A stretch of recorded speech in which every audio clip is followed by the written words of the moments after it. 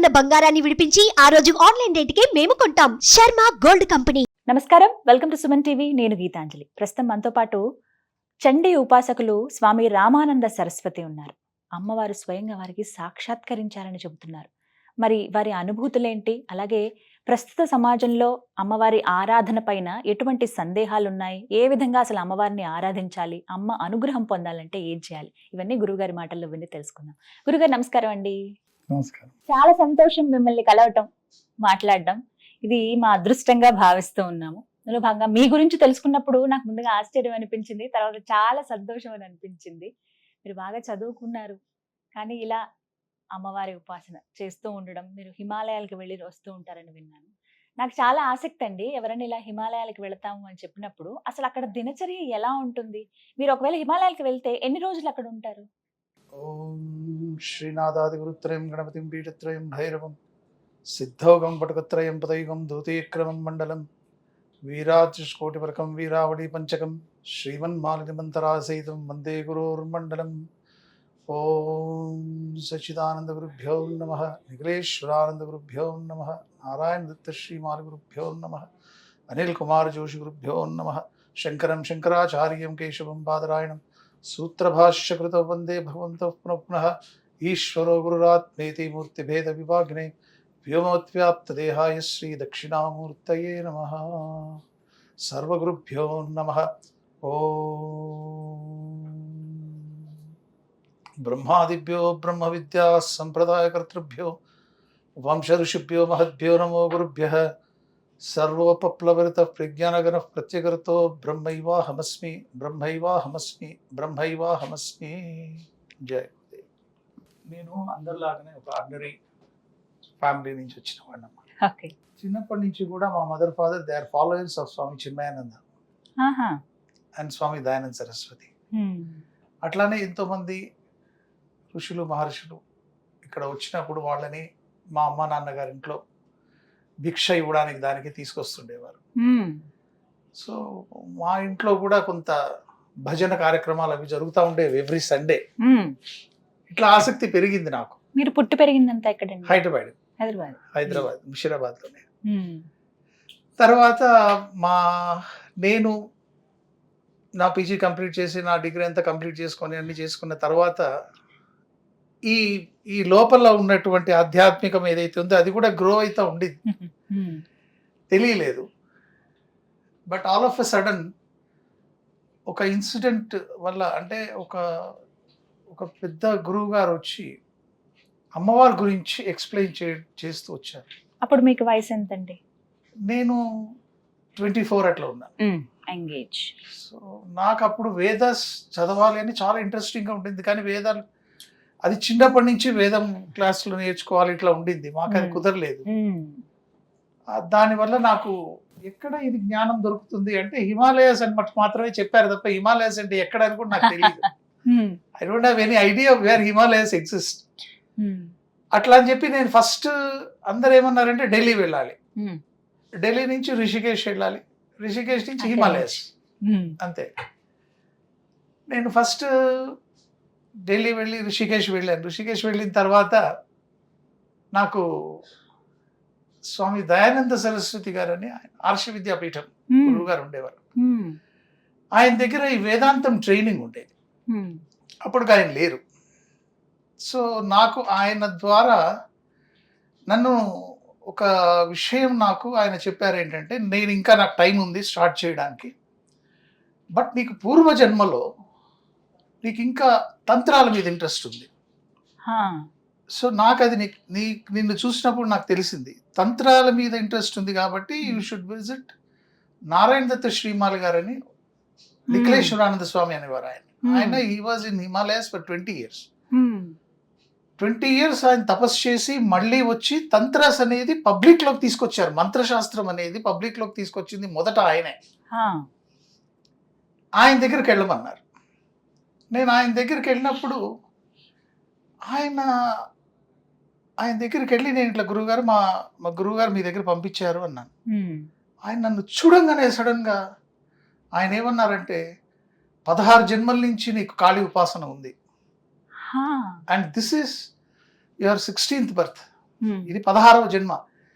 ఈ జన్మలో నీకు కాళీ దర్శనం ఉంది అని చెప్పారు. ఓ దర్శనం ఉంది అన్నారు. నాకు అసలు నిజంగా ఏం అర్థం కాలేదు. మీకు ఏమనిపించింది ఆ క్షణంలో? I was wondering. నాకు అసలు మామూలుగానే అంటూ ఉంటారు. నాకు అసలు నాకు ఏ సంబంధము లేదు, నేను ఏదో చెప్పారు వచ్చేసాను.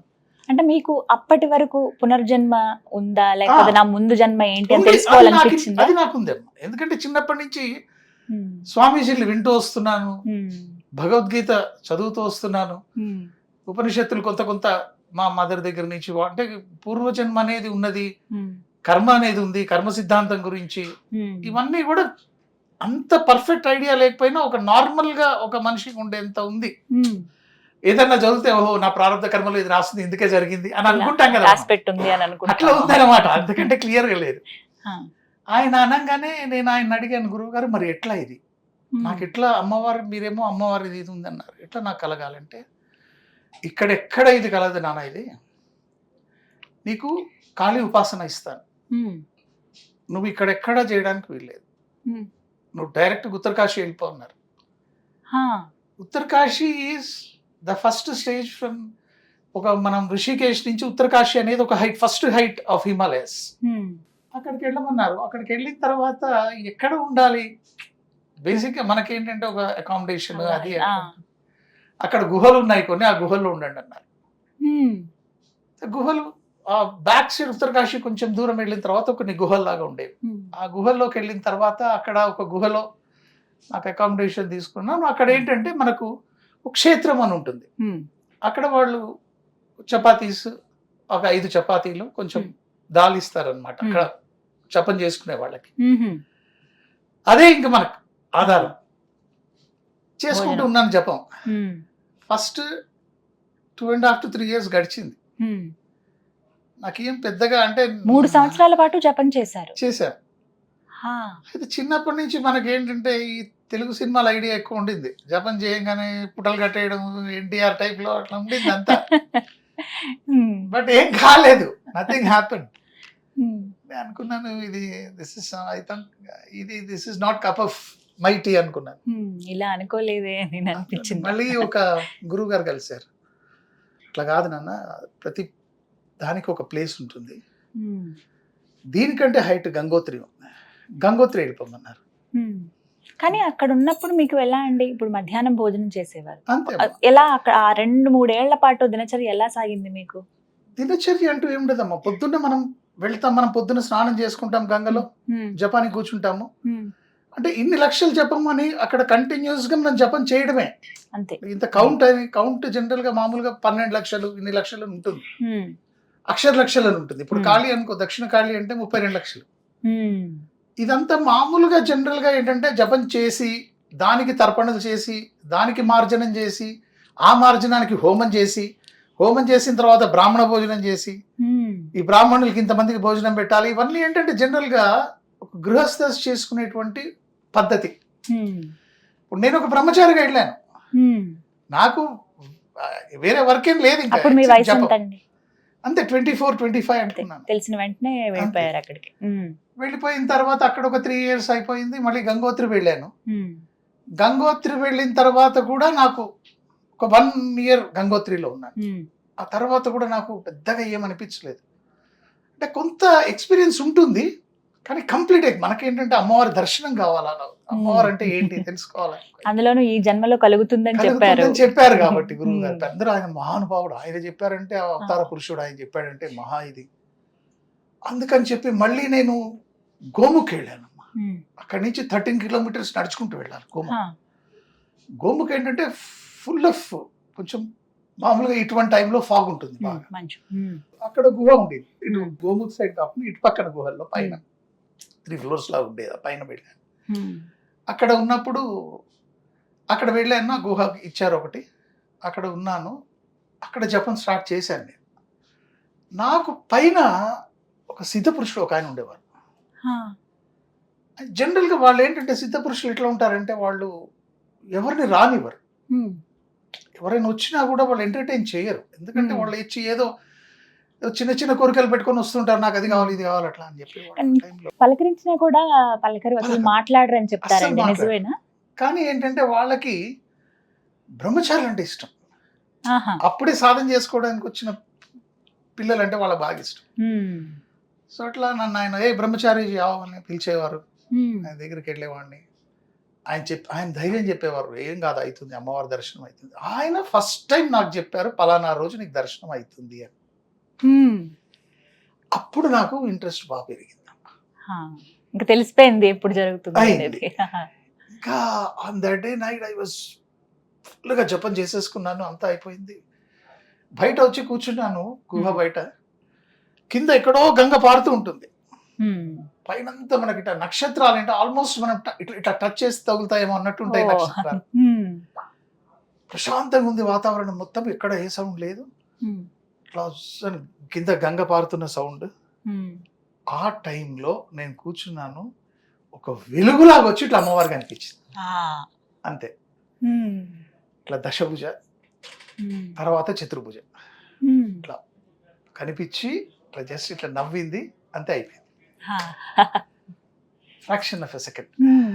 ఇంకా అక్కడి నుంచి ఎలా ఉంది అమ్మవారి రూపం? ఒక అద్భుతం అమ్మా, అసలు అది కెనాట్ బి ఎక్స్ప్లెయినబుల్. ఉమ్. ఆ అద్భుతం ఏంటంటే అది మనకి ఇప్పటికీ మీ కళ్ళ ముందు అమ్మా వర్ణించలేం కాకపోతే. గూస్ బంప్స్ వచ్చేస్తుంది Hmm. మొత్తం ఇట్లా అయిపోతుంది. ఆ తర్వాత ఇంకా అమ్మ పాదాల పొద్దు కాలే నాకు. ఇంకా I have decided now this life is only for mother. ఇంకా అమ్మ పాదాల కోసమే ఈ జీవితం అనిపించింది. ఇంకా అసలు వెనక వెళ్ళడానికి ఉద్దేశమే లేదు నాకు. తర్వాత మళ్ళీ ఆయన బాబా గారి దగ్గరికి వెళ్ళాను. వెళ్ళి ఇట్లా జరిగిందండి అన్న. ఆయన చాలా ఆనందపడ్డారు. అన్నారు మై పోలా నా తుమ్కో హో జాయేగా అన్నారు. చలో ఏం తింటావురా ఇవాళ, హ్యాపీగా ఏం తింటావు అన్నారు. ఆయన దగ్గర నిజంగా ఏం లేదమ్మా, గుహ. ఎక్కడి నుంచి వచ్చావురా? కహాసే ఆంధ్రాసే ఆయా స్వామి. ఆంధ్ర అంటే మామిడికాయ పప్పు, ఆవకాయ అని అన్నారు. ఇదంతా ఎట్లా ఈయనకు తెలిసింది అనుకున్నా నేను. మహారాజా లోపలికి వెళ్ళి గుహలోకి వెళ్ళారు. ఆ కావరే అని చెప్పి వేడివేడిగా తెచ్చిచ్చారు. అక్కడ వండిన ఆనవాళ్ళు ఏమన్నా ఉన్నాయి? ఏం అస్సలు ఏముంటదమ్మా, ఏం లేదు. నేను గుహలో ఏముంటుంది అక్కడ, వాళ్ళ శక్తి అది. అనిమాలగిమా గరిమా ఇవైతే సిద్ధులు ఉంటాయో ఆ సిద్ధుల్లో ఒకటి ఇది. తెచ్చిచ్చారు ఆయన. I was so happy.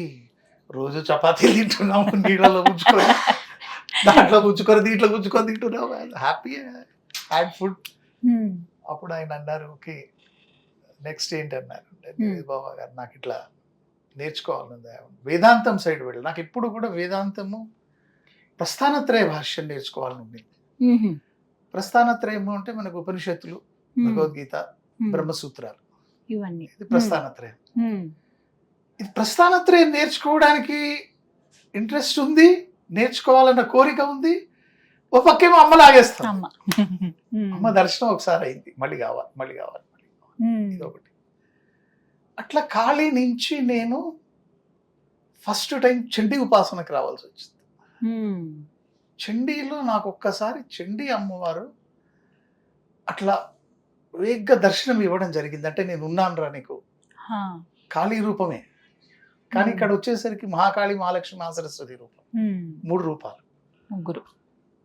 అట్లా నేను మళ్ళీ మా గురువు గారి దగ్గర రావడం, అక్కడ ప్రస్థానత్రయ భాష్యం, గీతా భాష్యము, ఉపనిషత్తులు అవన్నీ నేర్చుకొని అయిన తర్వాత మళ్ళీ ఏం చేయాలంటే అప్పుడు అన్ని అమ్మవారి క్షేత్రాల దగ్గరికి వెళ్ళడము.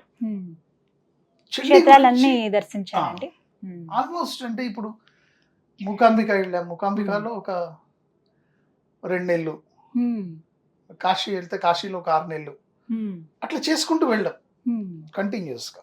అంటే అక్కడ మీరు దీక్ష చేసేవారా? దీక్ష అంటే మాకు అప్పటికే దీక్ష అయిపోయింది. నాది నైష్టిక బ్రహ్మచర్య దీక్ష అయిపోయింది ఆశ్రమంలోనే. మరి 6 నెలల పాటు ఎటువంటి సాధన ఉండేది? అంటే ఒక దాన్ని ఏమంటారంటే పరివ్రాజకము అంటారు. పరివ్రాజకము అంటే మనము వాహనాలు ఎక్కకూడదు, తర్వాత ఎక్కడ మనం డబ్బులు అనేది ముట్టకూడదు, ఏకవస్త్రం ఉంటుంది, ఒకే వస్త్రం ఉంటుంది, ఏకవస్త్రం ఉంటుంది, దండం ఉంటుంది, పావుకోళ్ళు ఉంటాయి. అట్లా నడుచుకుంటూ వెళ్ళిపోవడమే అన్నమాట. అట్లా క్షేత్రాల నుంచి క్షేత్రం. కొన్నిసార్లు అట్లా ఇంకోళ్ళు ఎవరైనా ఇది రావడం మనతో పాటు అట్లా జరుగుతూ ఉంటుంది. అడవుల్లో దాంట్లోంచి వెళ్ళిపోతూనే ఉంటారు. అమ్మవారు అలా ప్రత్యక్షం అవుతారు, నేనున్నానన్న ధైర్యం చెబుతారు, దాంతో పాటుగా కొన్నిసార్లు పరీక్షలు కూడా పెడుతూ ఉంటారు. చాలా అలాంటి అనుభవాలు ఏమైనా?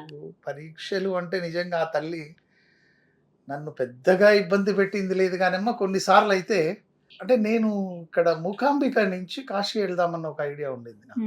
ఇట్లా Direct. కూర్చున్నానమ్మా, ఏది ఆగినా ఆకలి ఆగదు కదా. ఖచ్చితంగా కడుపులో కొంత పడాలి టైంకి.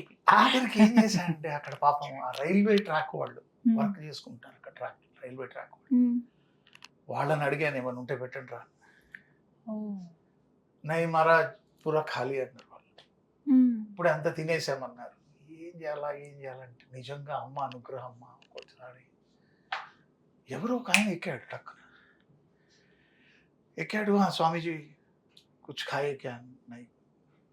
Okay, you had something? Nothing. You are such a person, such an educated person. Fool you are roaming like a roaming sannyasi. What is this? Come with me. I'll give you nice house, everything. You can work in my office.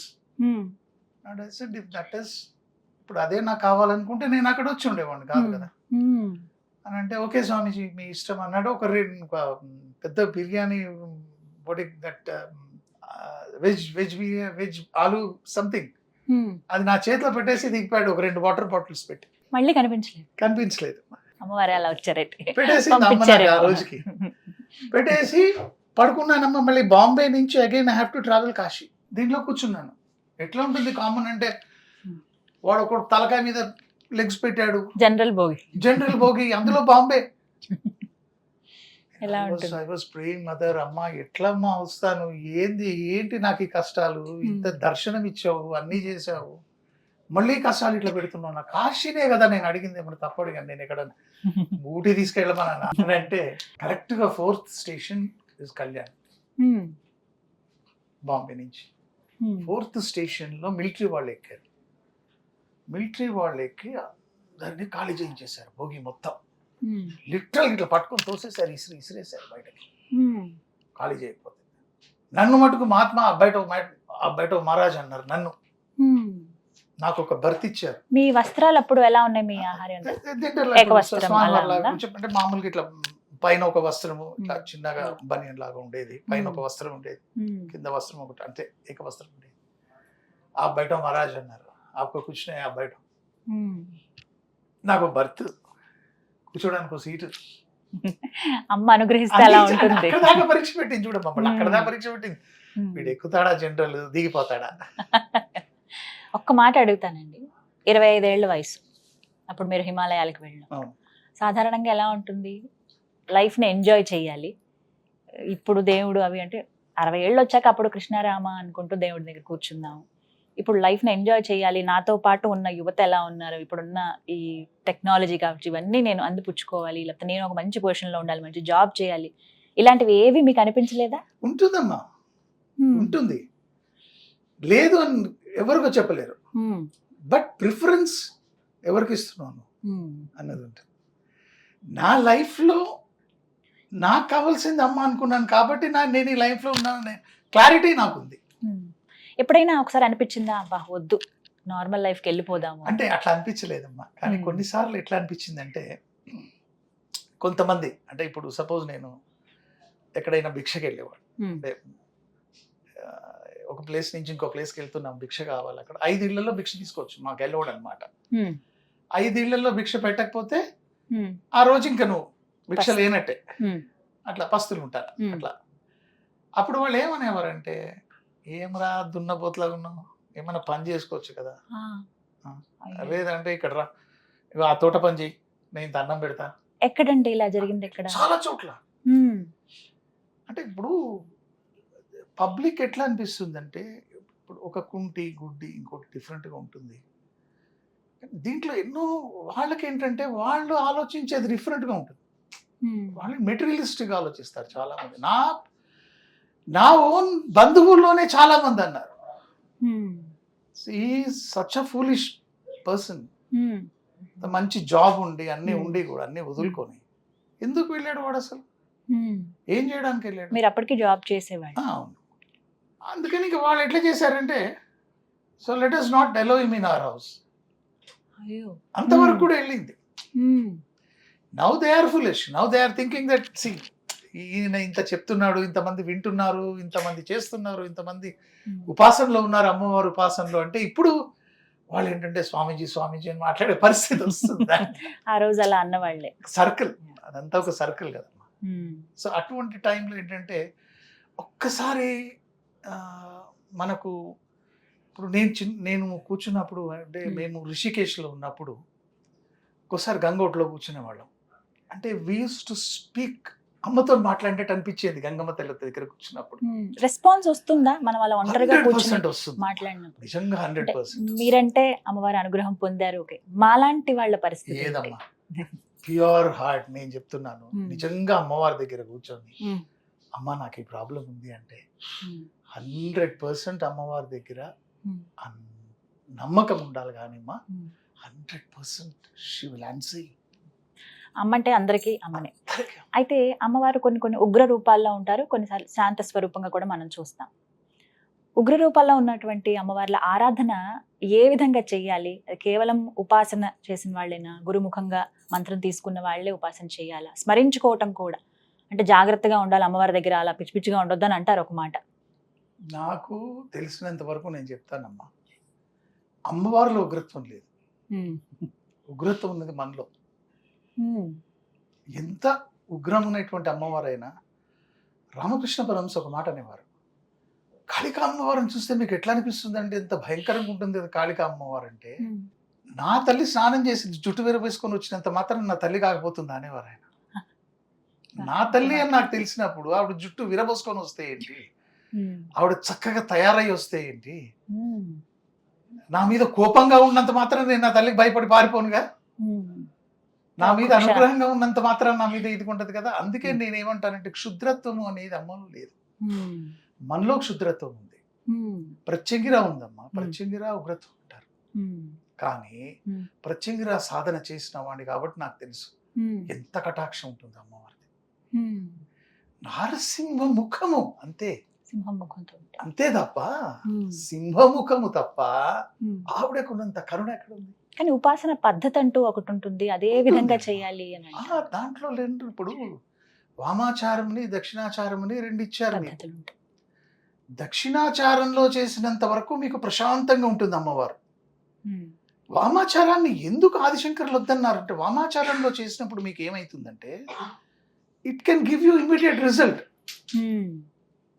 కానీ మీరు చేసిన యొక్క పద్ధతుల వల్ల హింస కానీ, లేకపోతే ఇంకో జంతు హింస కానీ, లేకపోతే ఇంకోటి ఏదో చేయడం కానీ, ఇటువంటివన్నీ ఈ పంచమకారాలు అంటారు వీటిని.